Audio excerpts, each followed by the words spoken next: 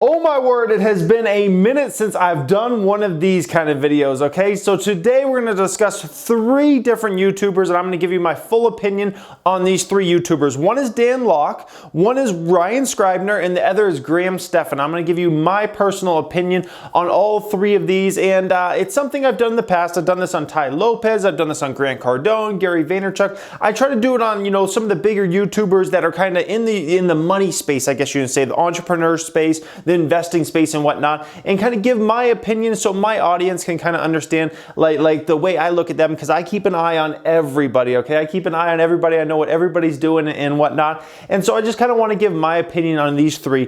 Let's talk about this first one here, Dan Lok. So this is a channel that has been blowing up recently. He's adding like several thousand new subscribers a day. It's been absolutely unbelievable. He was like pretty much a nobody on YouTube, and then all of a sudden he started taking us super serious about 6-9 months ago, and that channel has just been blowing up. I think he's approaching 300,000 subscribers now. Just crazy growth. It's super impressive, okay?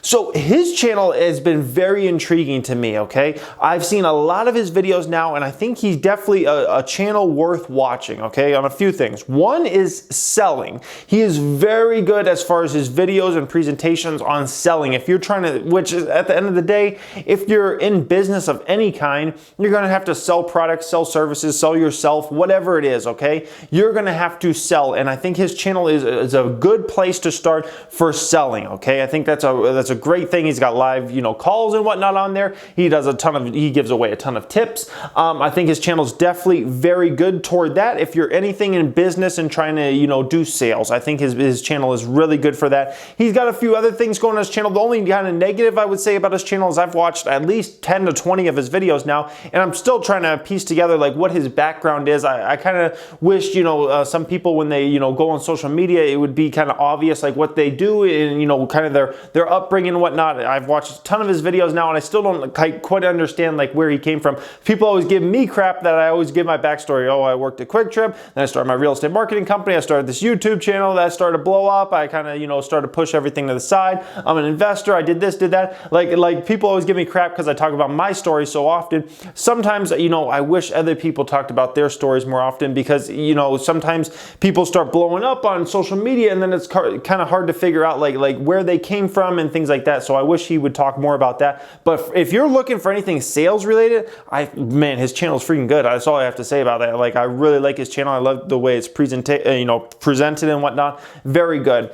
Next channel up, let's talk about Stephan. So Stephan, his channel has grown, immensely over the past year, and I think his channel is really good if you're talking anything about real estate. Okay, real estate. I think he's a realtor out in Los Angeles, and I think his channel is phenomenal if you're really trying to learn about anything about real estate investing, things like that. I think his channel also does have some very popular videos that have to do with personal finance related subjects, and I think it's also could be a good channel as a kind of like a backup for personal finance. But I would say his real strength, in my personal opinion, is kind of anything real estate related, real estate investing. I saw a video he did recently with another guy, and it was basically about kind of the best money you could put into your home. So you own a home, you're thinking about renovating that home, like what's kind of like the best things you could put money in toward, is it the kitchen, is it the bathroom, things like that. Like, I think anything real estate wise, I think he has great insight there, and I think that's just a huge strength of his channel. Something I would love for him to do more of is I think he's in a very interesting space out there in Los Angeles, selling high-end homes and doing those type of things. I wish we could see more of his daily life. I think that would be a pretty cool thing if he added that to his channel at some point down the road. Something that we kind of get a glimpse of kind of, like what the everyday life of is someone like that. I think it kind of brings a new element into it. Kind of like, the closest thing I could kind of do to that is kind of, when I share what stocks I'm buying and whatnot. My most popular series on the channel is 4 stocks I'm buying. I think if we could get more of an insight on what, I guess his daily life is, and, clients and whatnot, if that was even possible, I think that would be a really cool thing. And I think that would be really intriguing to kind of see like what's his actual life like outside of, making the videos and whatnot. So that would be pretty cool. And then the last one is Ryan Scribner, which, Ryan's channel has grown a lot over the past year or two. And, he's taken that channel to very high places now. I think he's got well over 200,000 subscribers on his channel now. And it's been unbelievably impressive. I think his channel is an important one to watch for a few different reasons. One reason is I think just in the fact of like personal branding and kind of building a brand online. I think, you know, he's kind of come from nowhere and just built a you know, fabulous brand in a very short amount of time. That's very, very impressive. You know, he's had a ton of videos go viral, where, you know, viral kind of meaning 500,000 plus views on it.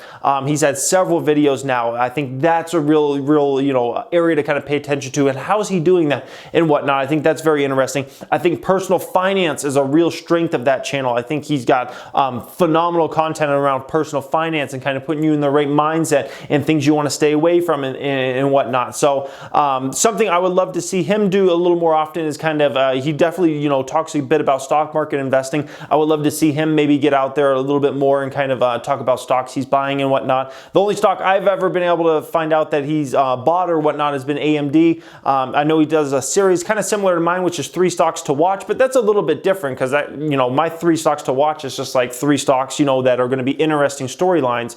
The, you know, different one that I do that's kind of the big one is 4 stocks I'm buying or 4 stocks I own, which goes through my 4 biggest investments. I think if he added something like that to his channel, I think that could be really intriguing. You know, we don't have to know amounts of money or how many shares, but if he could do something like, you know, these are my 4 biggest investments or these are my 3 biggest investments, you know, not forcing on anybody, but I think that could be a really cool thing, you know, to kind of see, because people love those kind of videos and kind of, you know, pick up on them and, you know, look into some of those stocks for themselves and kind of understand viewpoints on why somebody would believe in this stock over this stock and things like that. I think that would be really interesting. So those are my opinions on those 3 different YouTube channels. Nothing negative really to say about any of them. I would love for them to kind of add all those, you know, different elements I you know, stated here and whatnot.